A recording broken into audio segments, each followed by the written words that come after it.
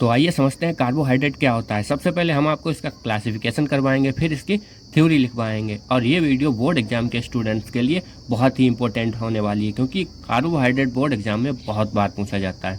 तो फटाफट इसका क्लासिफिकेशन शुरू करते हैं। वैसे अगर आप इस चैनल पर नए, चैनल को सब्सक्राइब जरूर कर लीजिएगा। तो चलिए शुरू कर। तो कार्बोहाइड्रेट को बेसिकली दो वर्गों में बांटा गया है। सबसे पहले आते हैं शर्कराएँ और अशर्कराएँ। इंग्लिश में कहते हैं इसको सिंपल और इसे कॉम्प्लेक्स। फिर शर्कराओं को भी दो वर्गों में बांटा गया है। पहले आते हैं आपके मोनोसेकेराइड, फिर आते हैं एलिगोसेकेराइड। मोनोसेकेराइड को आपको दो वर्गों में बांटा गया है। इसे कहते हैं एल्डोज और इसे कहते हैं कीटोज। इनके उदाहरण एल्डोज का उदाहरण होता है ग्लूकोज, यानी वह शर्कराएं जिसमें एल्डिहाइड समूह पाया जाता है एल्डोज कहलाती हैं, और कीटोन समूह पाया जाता है तो कीटोज कहलाती हैं। और इनके उदाहरण होंगे ग्लूकोज और फ्रक्टोज, क्योंकि ग्लूकोज में एल्डिहाइड समूह पाया जाता है और कीटोन में फ्रक्टोज समूह पाया जाता है। ऐसे ही अशर्कराएँ होती हैं पॉलीसेकेराइड और स्टार्च। ठीक है, तो आप इसका वर्गीकरण लिख लीजिए, और वर्गीकरण इसका बहुत इंपॉर्टेंट होने वाला है, तो इसे याद रखिए। फिर हम इसी के आधार पर आपको थ्योरी लिखवाते हैं। तो सबसे पहले आपका सवाल होगा कार्बोहाइड्रेट होता क्या है। तो सबसे पहले इसकी जो मेन लाइन होती है वो लिखेंगे, कार्बन के हाइड्रेट को क्या कहते हैं, कार्बोहाइड्रेट कहते हैं। ठीक है, तो लिखिए कार्बन के हाइड्रेट को, कार्बन के हाइड्रेट को क्या कहते हैं, कार्बोहाइड्रेट कहते हैं। कार्बोहाइड्रेट और ये कहते हैं। ये क्वेश्चन बेसिकली बोर्ड एग्जाम के स्टूडेंट्स के लिए बहुत महत्वपूर्ण है। तो कार्बोहाइड्रेट का क्या काम होता है, ये हमारे शरीर को क्या प्रदान करता है, ऊर्जा प्रदान करता है। तो लिखेंगे ये हमारे शरीर को ऊर्जा प्रदान करता है।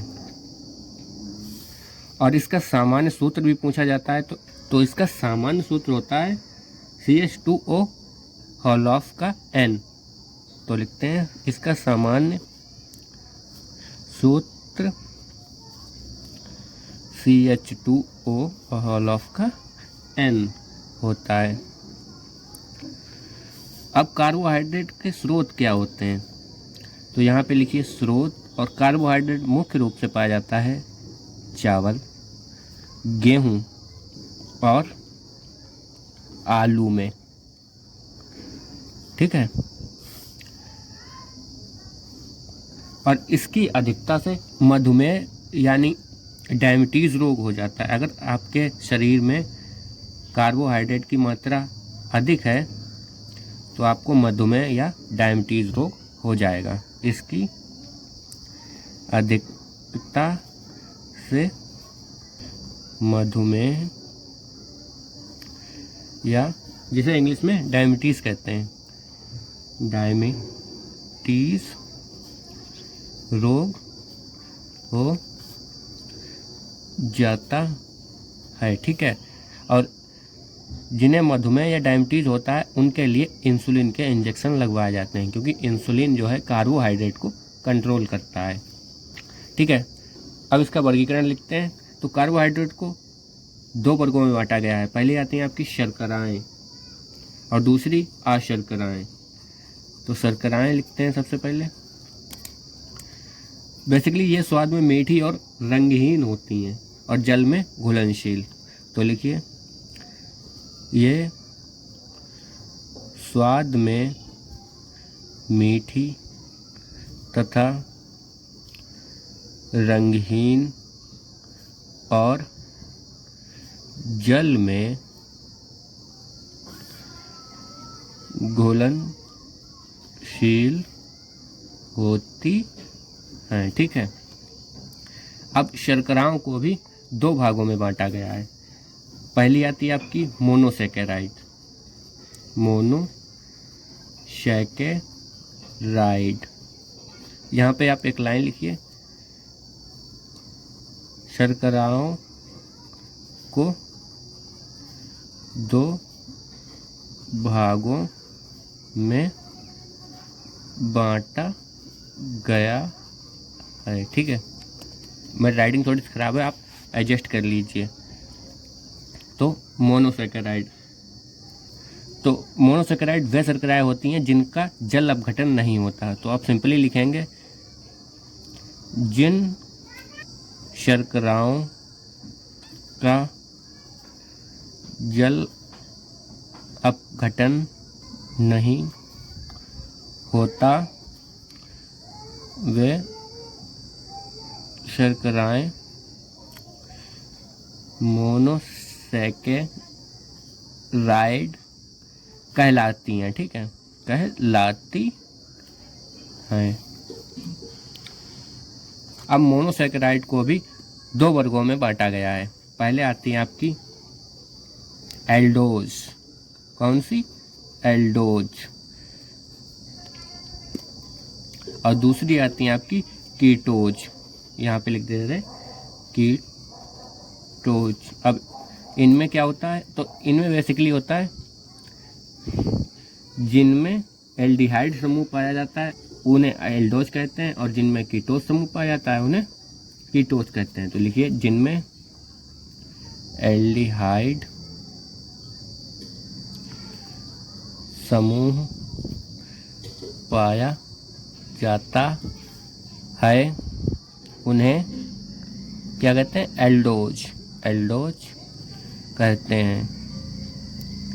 उदाहरण लेते हैं आपका ग्लूकोज। यहाँ पे लिख देते हैं इसका फार्मूला बहुत इंपॉर्टेंट है, तो याद कर लीजिए 6 CHO है यहाँ पे। ठीक है, कीटोज तो यहाँ पे बेसिकली आप ऐसे लिखिए, यहाँ पे हम सिंपली लिख देते हैं इसमें होता है आपका कीटोन समूह।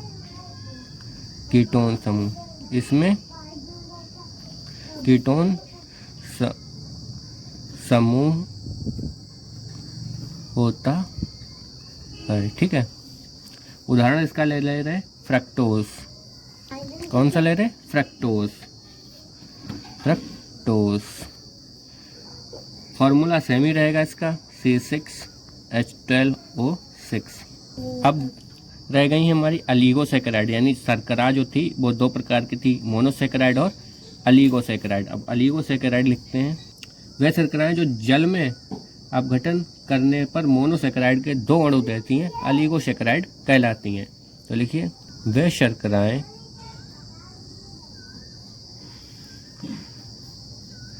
जिनका जल अपघटन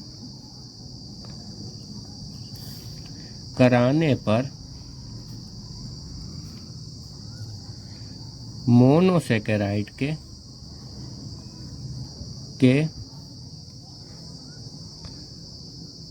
10 अणु प्राप्त होते हैं। कितने अणु? 10 अणु।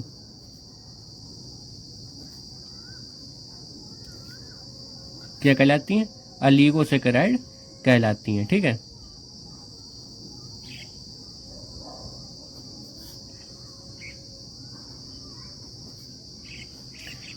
उदाहरण हो जाएगा आपका इसका सुक्रोज।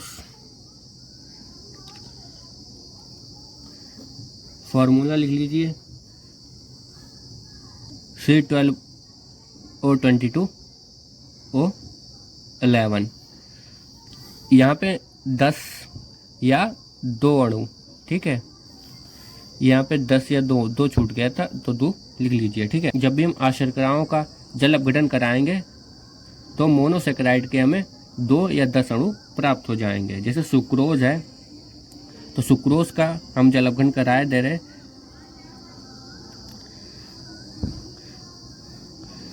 Plus H2O। अब यहाँ पे हमें मिलेगा, ये हो गया आपका ग्लूकोज प्लस C6H12O6। ये हो गया आपका फ्रक्टोज। यहाँ पे C12 है तो 6C यहाँ आ गए, 6C यहाँ आ गए। H22 हैं तो 12 यहाँ पे आ गए, 12 यहाँ पे आ गए, क्योंकि यहाँ पे 12 चले गए तो यहाँ पे 10 बजे, और 2 ये थे तो यहाँ पर भी 12 हो गए। O6 यहाँ पे आ गए तो यहाँ पे 5 बचे, और ये वाला O इधर चला गया तो यहाँ भी 6 हो गए। ठीक है, तो ऑलिगोसैकेराइड चली गई। अब आते हैं आपकी अशर्कराएँ। अशर्कराएँ क्या होती हैं? जो सबसे पहला वर्गीकरण हुआ था शर्कराओं और अशर्कराओं के बीच। तो अशर्कराएँ क्या होती हैं? अशर्कराएँ, तो यहाँ पे लिखिए वे शर्कराएँ जिनका जल अपघटन कराने पर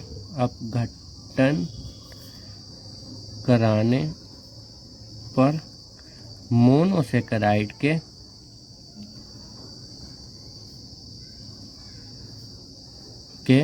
बहुत से अणु प्राप्त होते हैं,